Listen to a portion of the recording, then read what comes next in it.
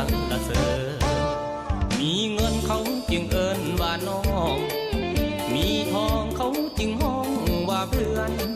บ่มีเงินมากเมินแสเสือนแม้แต่เพื่อนเคยมีก็บ่มีโศกีเศร้าไปเงาใจมองมนเกิดเป็นคนศาสตร์นี้บ่มีมือสิซื้อใจเงินสอกได้ใส่ใจบ่มีพอเป็นอย่างน้อคนเฮาจังต่างกันเอาล้นคนที่มีตังก็มีไปหน้าบาดว่าเฮานี่นามาจนลงทุกเมื่อเหลือใจหลายแท้หาทางแก้ก็บ่มีอยากกลับกายล้างนี้ไปเกิดใหม่จะไปเกิดอยู่บ่อนมี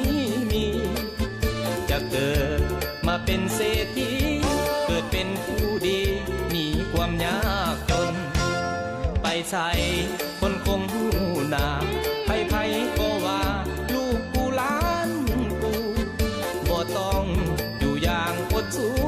เพื่อนมิตรหมู่คู่ก็คงหูจากเฮามันเส้นเศร้าไปเงาใจเหลือที่ย้ำตกอับจังสีบ่มีแล้วกูแลคนหักแท้ก็พันเปลี่ยนแปรไปหาเป็นกำลังใจฮอดบ่มียามสวยดี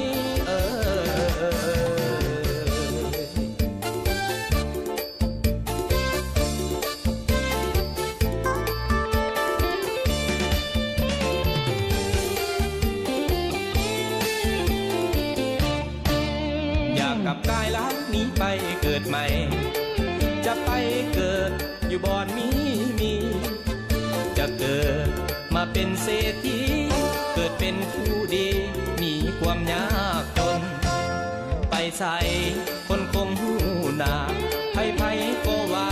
ลูกกูล้านกูบ่ต้องอยู่อย่างอดสู้เพื่อนมิตรหมู่คู่ก็คงหูจากเฮามันเส้นเศร้าไปเงาใจเหลือที่ย้ำตกอับจังสี